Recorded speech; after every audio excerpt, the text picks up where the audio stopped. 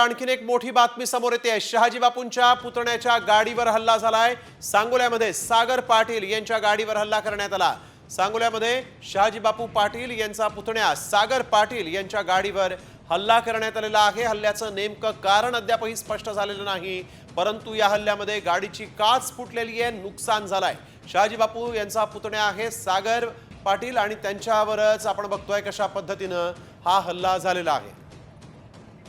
भरत नागणे आमचे प्रतिनिधी आपल्या सोबत यावेळेस फोन लाईन वरून जोडले गेले आहेत। भरत, नेमकं काय कारण होतं या हल्ल्यामागचं, काही कळलंय का? पोलिसांनी हल्लेखोरांना पकडलंय का?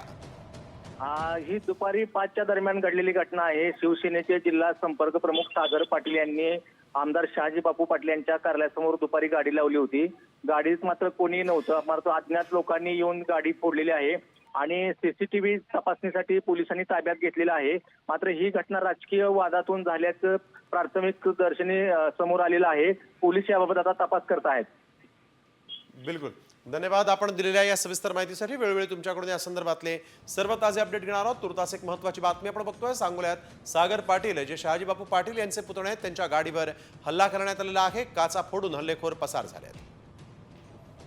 तर एक महत्त्वाची बातमी, सांगोल्यामध्ये सागर पाटील यांच्या गाडीवर हल्लेखोरांनी अशा पद्धतीनं हल्ला केलाय आणि या हल्ल्यामध्ये गाडीची काच पूर्णपणे फुटली आहे।